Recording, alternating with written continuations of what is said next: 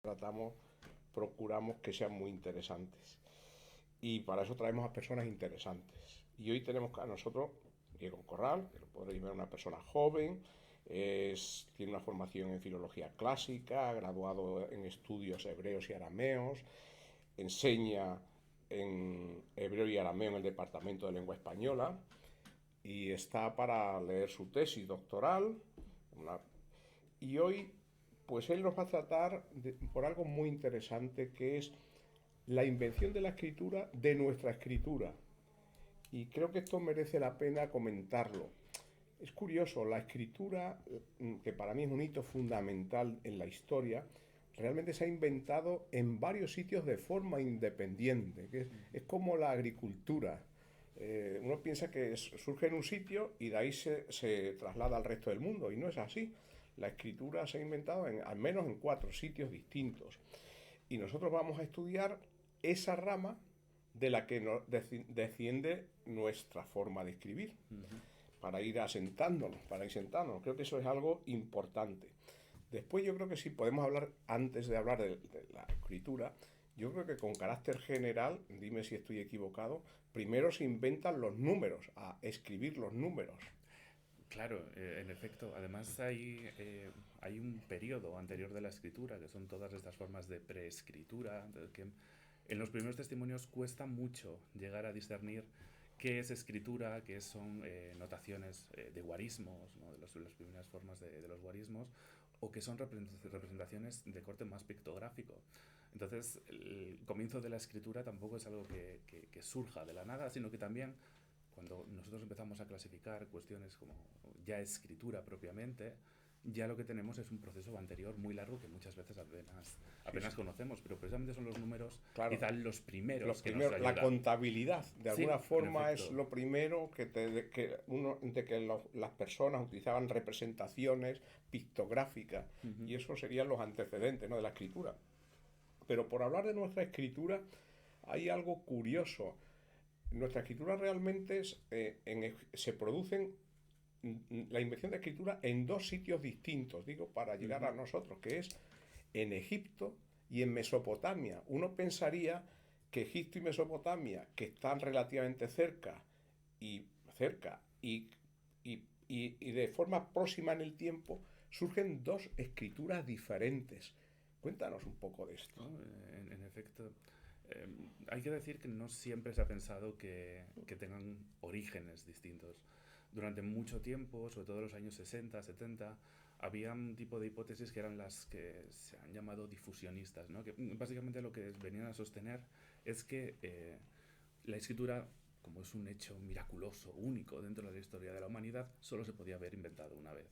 Y eso en parte está cargado de prejuicios, porque nosotros podíamos poner el centro en Mesopotamia, decir que Egipto era secundario.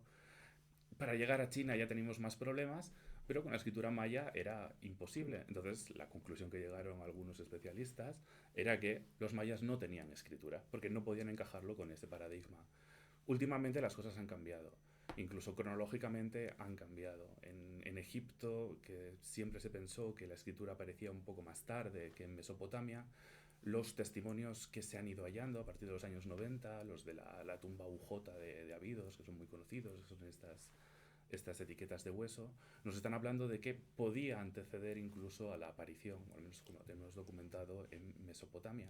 Pero son 2 escrituras muy diferentes. Coméntanos un poquito, porque cuando Sí, uno ve los símbolos son bastante diferentes, ¿no? ¿no? En efecto, la escritura de Egipto, la que es más conocida, aunque no es la única, sí es la principal, es el jeroglífico.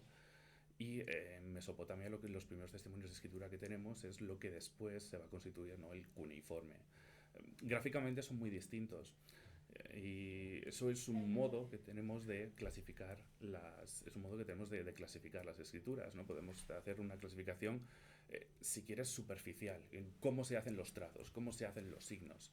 Entonces, el jeroglífico, pues, obviamente, como casi todo el mundo puede saber, lo que hace es tomar elementos de la realidad y estos elementos los adapta para su escritura. En el caso del cuneiforme, probablemente hay esta etapa, es decir, una etapa en la cual el cuneiforme también debió de tener El algún tipo cuneiforme es de... el de El de Mesopotamia. Mesopotamia, en efecto. debió de tener algún tipo de motivación, o sea, que debió de tener como esquemas también pues de animales o de plantas o de seres humanos. Lo que pasa es que tiene un proceso de esquematización empleando cuñas, trazos y cuñas, de ahí lo del cuneiforme. Y entonces a veces se nos cuesta un poco más ver cuál era la motivación real. Eso, realmente decir que Egipto emplea el jeroglífico o que en Mesopotamia lo que tenemos el cuneiforme, realmente habla muy poco del sistema de escritura. Es decir, simplemente lo que hace referencia es al modo en el cual se hacen las letras, por así decirlo. Pero no dice absolutamente nada de, es probablemente la característica fundamental de una escritura, que es cómo se relacionan los signos con la lengua. Y en eso no son tan distintos. Tienen muchas diferencias, pero no son tan distintos. Básicamente lo que tienen en común los dos sistemas, que es algo un poco distinto a lo que tenemos nosotros, es que aparte de los signos para representar sonidos, que sería lo que hace la mayor parte de, por ejemplo, de las lenguas romances, todo el alfabeto latino emplea eso, emplea otro tipo de signos. Y ese tipo de signos lo que hacen es codificar ideas o conceptos, que serían los ideogramas, o logogramas, que lo que hacen es codificar palabras, remiten a O sea, un palabras. solo símbolo es una palabra entera, ¿no? En efecto. Esto que Mm. es un proceso que Mm. dentro de nuestra escritura habitual no es mayoritario, pero tampoco ha desaparecido. Y además se relaciona con una cosa que mencionabas justamente antes. Nosotros cuando tenemos un guarismo, cuando tenemos Mm. el número en concreto, el uno o el 2, nosotros lo podemos leer en castellano, pero también lo podemos leer en inglés o en francés, La y lengua, eso sí. lo que hace es remitir al propio inventario de la lengua. Eso es un logograma. Lo que pasa es que en estos sistemas de escritura este procedimiento era mucho más extenso y abarcaba Bueno, más los conceptos. emoticonos, de cierta manera, son así. Los emoticonos es un poco más complicado Pero de también es una encajarlos. idea. Pero también Sí, sí, es una sí, idea. Es un encajarían símbolo, más en el concepto de ideograma, claro, precisamente. es un No en ideograma, el de logograma, sino pero el sí en el de ideograma, ideograma. Sí, que sí. es una de las formas que utilizaban, por ejemplo, los egipcios en ciertos símbolos, ¿no? Que son ideográficos. Sí, sí, sí. Los egipcios lo que hacen es, precisamente eso es un punto en el cual difieren un poco el uso de los ideogramas y los logogramas dentro del sistema jeroglífico y del sistema cuneiforme, pero comparten la misma idea, ¿no? Que es, a fin de cuentas, remitir a una idea, a un concepto. Y yo creo que que si no he entendido mal, hay un momento fundamental en donde un determinado símbolo se convierte en fonético. Ujú. Eso que dentro del egipcio se combinan las dos cosas, el ideograma, según Sí. entiendo, y el fonético. ¿Esto cuándo se da este salto de que un símbolo significa o una sílaba o directamente una letra? Nosotros, por ejemplo, en el caso de la escritura egipcia, lo tenemos probablemente documentado prácticamente desde el principio. Es decir, además es un poco complicado discernir cuándo tenemos escritura si no tenemos precisamente este salto. Es decir, nosotros podemos tener una colección de ideogramas y quizá eso remita a un sistema de escritura, pero para que nosotros seamos capaces, con el tiempo que ha pasado y que suelen ser testimonios los primeros escasos y no muy bien, no nos dan toda la información que querríamos, nosotros necesitamos ver que hay algo más. Y ese algo más lo que te indica que ya estamos hablando de escritura, que no estamos hablando de todas estas cosas que preceden a la Mm. escritura o que la complementan en algunos casos, es precisamente el salto a un sistema de representación fonético. No, y esto hay que dejarlo claro, que fonético no implica que sea alfabético, no implica Mm. que lo hagan estrictamente como nosotros, pero sí que traten de representar sonidos de su lengua. Eso Y eso es, ocurre con el comienzo de la escritura eso egipcia. quizás nos comenta un poco, yo creo que este es el principio de Rebus en algún En momento. efecto, ¿Qué es eso? ¿Lo puedes comentar un poquito? sí, el principio de rebus es eso que tiene este nombre latino, ¿no? Básicamente lo que consiste el principio de rebus es un poco lo que te he comentado, es cómo nosotros cogemos algo, es un proceso de concretización. Nosotros tenemos un dibujo que podría ser, que está representando una casa concreta. Ese proceso se va esquematizando, entonces Mm. ya nuestro dibujo ya representa todas las casas o la idea de la casa o un prototipo de casa, y después ese dibujo ya empieza a representar un sonido, que por ejemplo en este caso sería el comienzo de la palabra casa, que podría Claro, ser K o si sería yo C. quiero, si yo quiero decir K, pinto una casa y con eso estoy diciendo el fonema K, de En alguna efecto, forma. Sí, y sí. eso es uno de los principios fundamentales que ayudan a la consolidación de una escritura fonética, ¿no? Una escritura que escriba los sonidos de manera práctica. En algún momento, como están tan próximos en el tiempo y en el espacio, tuvo que producirse un contacto entre ambas escrituras. ¿Esto cuándo se produce? Pues probablemente el contacto entre las tradiciones de Egipto y las tradiciones de escritura de Mesopotamia probablemente se da, es una zona que va a ser muy relevante, va a ser la zona siro-palestinense, ¿no? El Levante, la costa del Levante, que es una zona de transición, y probablemente tenemos que ese tipo de contacto se da pues, con el comienzo del segundo milenio antes de la era común. Por ponernos un poco en el tiempo, cuando hemos empezado a hablar del egipcio, el jeroglífico, estamos hablando más o menos del año de 3000 años antes de Cristo, ¿no? En efecto, Para situarnos en el tiempo, ¿no? las primeras dataciones de escritura jeroglífica se suelen dar pues es un poco antes del comienzo del milenio, ¿no? En 3100, por ahí.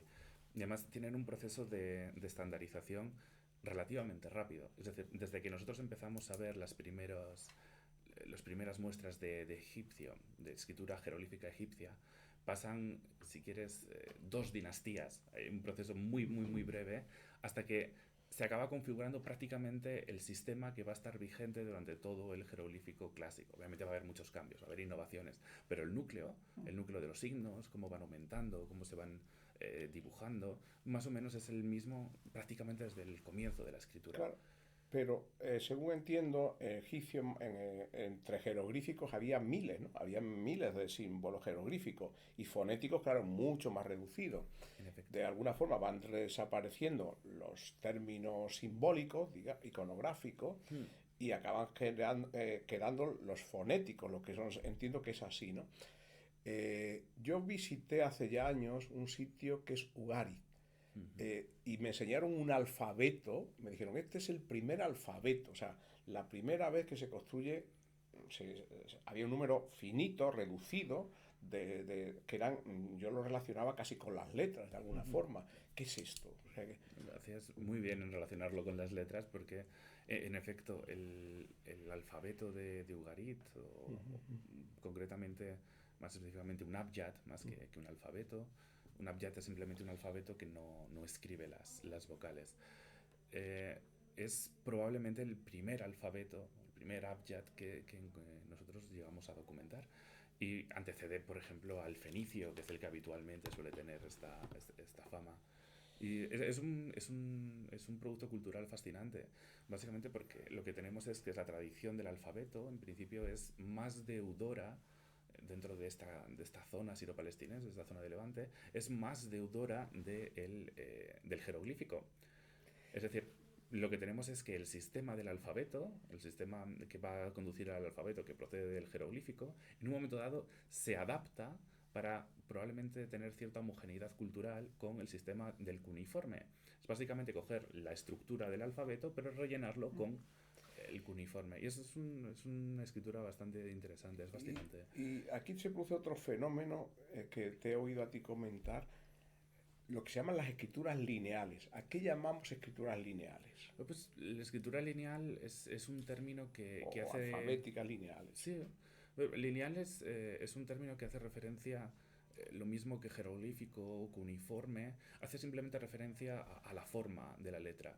Desde ese punto de vista, en contraposición al jeroglífico o al cuneiforme, nuestro propio alfabeto latino es Es lineal, es lineal. decir, se hace con trazos, Con ¿no? Es trazos, decir, no. ni con cuñas, ni tratas de dibujar, o como en el caso del jeroglífico. Hace simplemente referencia a la forma de la letra. Entonces ya estamos con...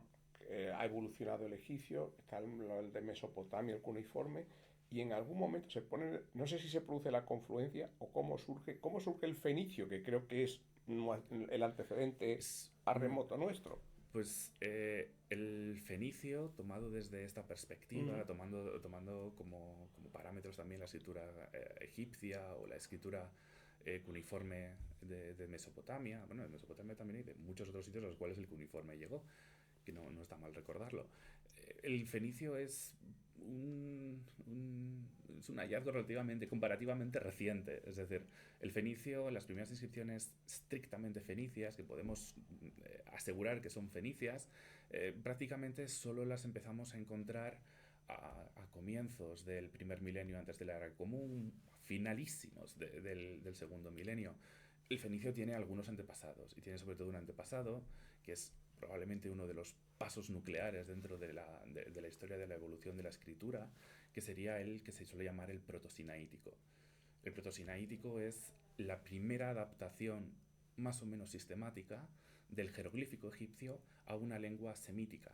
O sea, del egipcio vamos a llegar al fenicio y en medio hay una lengua que es el protosinaico, según entiendo. El protosinaítico normalmente se hace referencia O a la escritura, porque el contexto en el que desarrolla el protosinaítico, que va a ser el gran abuelo de todas las escrituras que has mencionado, las alfabéticas lineales, en última instancia el tatarabuelo de nuestro alfabeto latino, el protosinaítico se desarrolla en un momento muy concreto y en un sitio muy concreto, que es obviamente la península del Sinaí, que es donde hay unas minas de turquesa que Egipto estaba Sí, también explotando. llaman el cananeo, también, o algo. A veces el protosinaítico y el protocananeo, a veces, dependiendo a quién preguntes, es lo mismo. El protocananeo sería una etapa ligeramente posterior. Otros dicen que el protosinaítico es simplemente el protocananeo en otro sitio. Bueno, pero al final lo que se va simplificando y va surgiendo cada vez más más parecido a lo que es el alfabeto. Y entonces es cuando ya no tenemos el fenicio, que al final va a evolucionar, Sí, entiendo, ¿no? Ah, ¿Puedes explicarnos este proceso? ¿Cómo se llega hasta lo que sería el griego desde desde el fenicio? pues te lo podría explicar mal y creo que la mayor parte de nosotros te lo podríamos explicar bastante mal, la evolución del fenicio hasta el griego.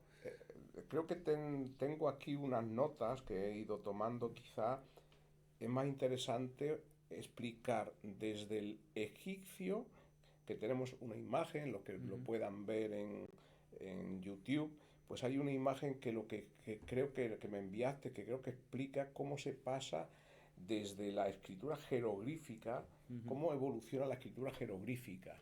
Sí, precisamente ese es el contexto del protosinaítico, es cuando se da este gran paso. Cuando los hablantes de esta lengua semítica, si quieres podemos llamarla cananeo por hacerlo un poco más sencillo, aunque no está muy bien definido, cuando están trabajando dentro de estas minas, en un momento dado, deciden adaptar el sistema de escritura jeroglífico que empleaban los egipcios. Entonces, por poner un ejemplo, hay un jeroglífico en egipcio que nosotros leemos PR, la lectura de la vocal es convención moderna, pero sí son las consonantes PR, que lo que representa es la planta de una casa. ¿No? Entonces, dentro del sistema egipcio, eso se puede emplear como la palabra casa, ¿no? Como habíamos mencionado antes, como un logograma, y por ejemplo, tienes per a, ¿no? Que sería casa grande, que además es el término de lo que procede la palabra faraón. Pero ese mismo signo se puede emplear simplemente por su valor fonético. No nos interesa el concepto de casa, simplemente nos interesa la P y la R. Y entonces sería, por ejemplo, en el verbo peri, que es el verbo salir, lo empleamos de manera fonética. Bien, partiendo de esa base, lo que hacen estos hablantes de esta lengua semítica es adaptarlo. Ellos toman el jeroglífico de casa. Pero claro, ellos en su lengua, casa no se dice per, se diría algo como baitu o baizu o algo por el estilo. Entonces vuelve a empezar otro de los grandes principios de adaptación de la escritura, en este caso va a ser el principio de acrofonía. Ellos cogen el jeroglífico que representaba una casa en egipcio y le dan el valor de el primer sonido de su palabra para casa, no de la palabra casa egipcia. Entonces no tenemos que eso signifique una P, sino que tenemos es una B y es como ese proceso que se da en la primera mitad del segundo milenio es el antepasado directo de nuestra propia B. Ha habido muchos pasos que han venido después, el fenicio o el griego que Pero mencionabas, todavía en pero es esta el origen. época creo que todavía no se insertan las vocales. O sea, aquí lo que estamos usando es realmente sílabas. ¿Es así o no es así? Ah, Estamos usando, realmente lo que estamos usando son consonantes. Consonantes, pero no metemos vocales. No, Eso es lo que quería no. que me lo contase, porque en estas lenguas no se usaban las vocales. Pero el concepto de sílaba, algunos lo han empleado y es un poco complicado. Es más bien, es más sencillo pensar simplemente que lo que están haciendo es escribir las consonantes. Y tampoco les fue tan mal. O sea, es un Escriben las procedimiento que... consonantes sin meter vocales. Sí, sí, sí, Esto es lo que se simplemente. llama abyad, ¿no? Sí, eso precisamente. Simplemente un abjad o a veces se emplea pues eso, otro término como consonantorio o algo por el estilo. Es un alfabeto en el cual no hay notación para las vocales de ningún tipo. Sí. Por ejemplo, el alfabeto fenicio es uno que es prototípico porque no desarrolla un paso que muchos lo hacen después, que son las llamadas matres lectionis, que serían pues, unas pequeñas ayudas. Es decir, de hecho, yo creo que allá, no sé si llevo razón o no, pero yo no sé si en el árabe y en algunas lenguas modernas no se utilizan las vocales, solamente se meten las consonantes, como... En algunas lenguas modernas lo que ocurre, por ejemplo, es que han desarrollado sistemas vocálicos, pero no son, suelen ser diacríticos, es decir, no funcionan metiendo un signo al mismo nivel, que sería una B o una P o una R, a veces algunas sí, pero es un sistema diacrítico, es decir, sería un modo un poco distinto de notar las vocales, pero muchas de las lenguas semíticas modernas que derivan su práctica escrituaria de estos alfabetos, de estos abjad, sí han introducido sistemas vocálicos en la actualidad. Pero por lo que es notable el fenicio es porque el fenicio lo tenemos atestiguado durante muchísimo tiempo y debió de ser bastante renuente a esa práctica. No, nunca se vio particularmente tentado por ¿Cuándo la escritura de empiezan las a vocales. aparecer las vocales? Pues, es una excelente pregunta y también depende un poco de qué entiendas por aparecer como vocales. Es decir, muchos lo que consideran es que la invención de una escritura de las vocales tal cual sería prácticamente patrimonio exclusivo del griego, ¿no? De la adaptación del griego. Pero lo cierto es que antes se han dado otros pasos, ¿no? El que te comentaba de las matres lectionis es un recurso bastante práctico. Las matres lectionis lo que hacen son simplemente consonantes que aparecen dentro de la escritura no como consonantes, tampoco son vocales, son como un recuerdo, es una pista de aquí tiene que ir tal vocal, pero no funcionan como vocales. Otro de los recursos, por ejemplo, sería el que antes has mencionado, el alfabeto de Ugarit. Una de las cosas que hace tan fascinante el alfabeto de Ugarit es que desarrolló en unos contextos muy concretos la escritura de las vocales. En un contexto muy concreto que sería con lo que se suele decir que son los tres alef, ¿no? Del alfabeto ugarítico. El alef es una consonante, como otra cualquiera. Pero el alfabeto de Ugarit tenía un signo específico para la unión de el alef con una vocal. Con la vocal A, otro con la vocal I y otro con la vocal U. Entonces, eso es un primer paso en la notación de las vocales. Además, probablemente eso sea por lo que antes estábamos comentando de la influencia de la escritura cuneiforme. El cuneiforme es sobre todo un silabario, es decir, el cuneiforme sí escribe vocales dentro de una estructura de sílaba, pero sí escribe vocales. Entonces, probablemente eso ejerció algún tipo de peso en la adaptación del alfabeto y por eso es por lo que el alfabeto de Ugarit es, aparte de ser el primero en muchas cosas, es también uno de los primeros en usar el recurso de la escritura de las vocales en la tradición alfabética. Bueno, ya nos hemos situado más o menos en el, sabemos el antecedente relativamente próximo a nosotros, que es el fenicio. Uh -huh. Entonces, el paso de la escritura fenicia a la griega, que creo que es el gran paso, eh, ¿se conoce este proceso? ¿Cómo se pasa de la escritura fenicia a la griega y más o menos cómo es? Bueno, muchos te dirían que sí, yo no lo tengo tan claro. Desde siempre el paso del fenicio al griego, la adaptación del alfabeto griego, siempre ha sido como un hito cultural que parece como que todo el mundo tenía muy claro, incluidos los propios griegos. Y en parte yo diría que muchos de los especialistas modernos de los últimos años, y algunos todavía, se han dejado impresionar por ese mito fundacional, ¿no? Lo cierto es que no está tan claro. O sea, de entrada no es un proceso tan exclusivo, no es una adaptación tan miraculosa como habitualmente se piensa. El alfabeto griego es un alfabeto que deriva del fenicio, pero del alfabeto fenicio debieron de derivar un montón de escrituras más. Y aparte, además del griego, en la zona de Asia Menor, tenemos otros tipos de escrituras. Tenemos escrituras alfabéticas para otras lenguas anatolias, como el lidio o el licio. Sobre todo tenemos una escritura que es para los debates sobre la adaptación del griego, que es fascinante, que es fundamental, que es la escritura frigia. El frigio es una lengua que se conoce muy poco, gracias a algunos esfuerzos notables, últimamente se conoce un poco más, pero las inscripciones frigias anteceden 100 años a las más antiguas que están datadas de la escritura griega. Entonces, claro, postular, como se suele hacer, que todas las escrituras de Asia Menor tienen que derivar del griego, a veces cronológicamente es complicado, pero gráficamente a veces lo es más, porque parece como que reflejan mejor el estadio del fenicio o de algún tipo de alfabeto de Abjad semítico, mucho mejor que lo que nosotros vemos en el caso del griego. Entonces es una cuestión que yo creo que todavía está Ahora, abierta del bastante a griego, debate. yo creo que del griego al latino, que es el nuestro, parece que hay una relación muy directa, porque Sí, yo alfa, beta, yo voy construyendo en paralelo a casi ambos alfabetos. sí. Esto que en el fondo es un campo de símbolos. ¿Qué es lo Pero, que ocurre? pero por ejemplo, con la alfa y con la beta no tendrías problemas, pero si llegas, por ejemplo, a la X, ahí ya verías que no funcionan exactamente igual. Es decir, el símbolo es más o menos el mismo, ¿no? En griego lo que tenemos es la ji, ¿no? ¿Y cómo se da ese paso?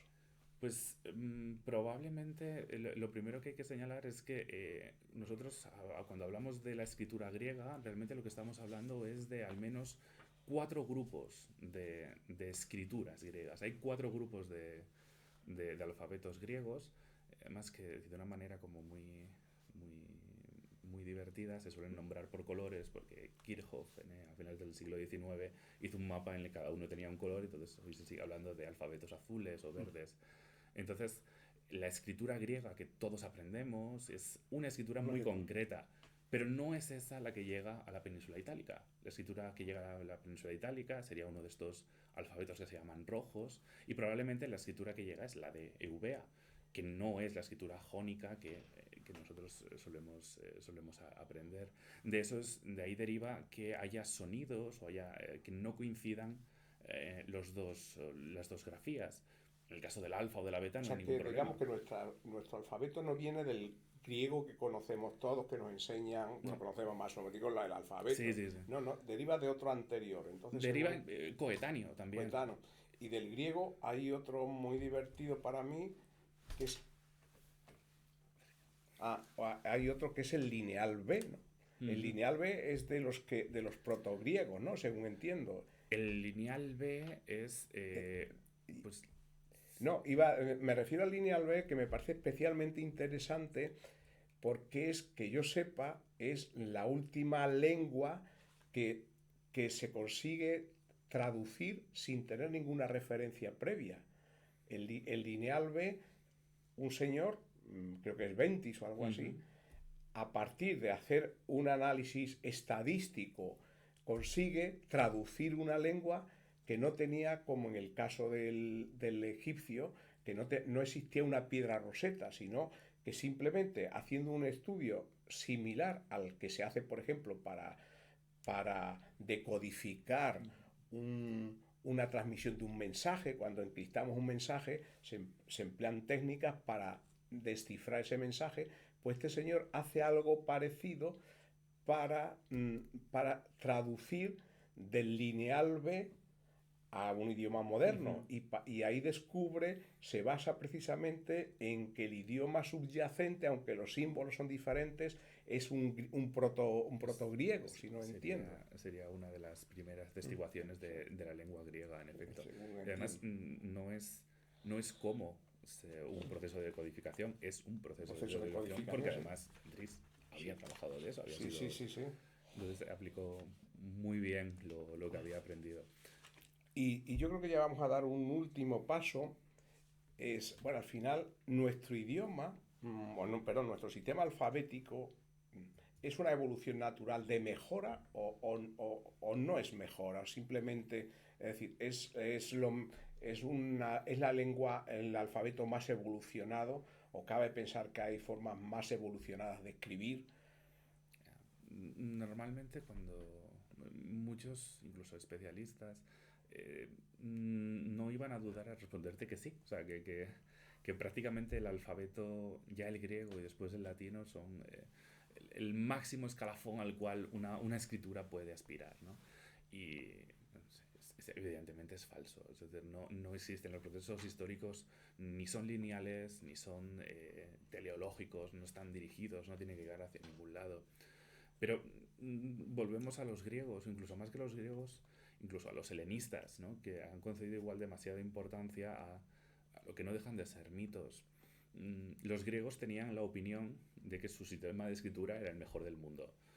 Y es una cosa que muchos en el momento actual todavía han seguido creyendo, cosa que evidentemente es falsa, pero ni siquiera la escritura de las vocales no otorga ningún tipo de característica al pensamiento, no lo hace mejor, no lo hace más lógico, cosa que autores modernos no tienen ningún problema en poner por escrito, es decir, que la escritura de las vocales mejora el razonamiento sin ningún tipo de pudor, cosa que es evidentemente falso. Cardona, que es probablemente el gran especialista, un antropólogo de la escritura, hablaba de un alfabetocentrismo, ¿no? Es decir, cómo nuestra concepción de lo que tiene que ser una escritura está el modelo implícito, siempre está el modelo del alfabeto, y cuando nos enfrentamos a otro tipo de escrituras, tratamos de ver qué es lo que falta. No las tratamos de comprender dentro de su propio contexto, dentro de su propia Bueno, funcionalidad, sino que tratamos como sí, de adecuarlo. por poner un ejemplo, el, el chino y el japonés, que son Ujú. como culturas super evolucionadas, han evolucionado usando otro tipo de escritura muy Sí. diferente. Uy, además hay estudios que lo que trataban de plantear era que para la propia estructura de todas las lenguas que están grafiadas con el sistema del chino, es más funcional que lo que sería una aplicación de un alfabeto, por ejemplo, una transliteración del alfabeto latino. Entonces hay que entender las cosas dentro de su contexto. Además, hay una prueba que acaba de ser irrefutable de todas las maneras de que la escritura vocálica de la alfabética no es la más perfecta.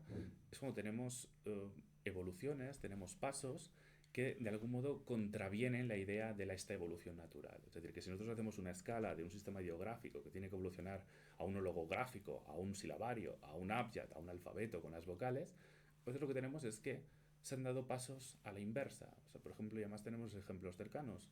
Cuando el abjad fenicio llega a la península ibérica, que lo hace antes de la escritura griega y antes de la escritura latina, se adapta. Pero lo que genera es un silabario. Para todos estos teóricos de la evolución natural de la escritura, es un proceso que es prácticamente imposible de comprender porque es como si hubiesen querido dar un paso hacia Hay, atrás. ya saliendo un poco, especulando un poquito, ¿has visto la película? Creo que se llama La Llegada. Es Creo que que no. es una película que tiene que ver con esto, que viene una civilización extraterrestre y entonces se produce un contacto y es una lingüista Ujú.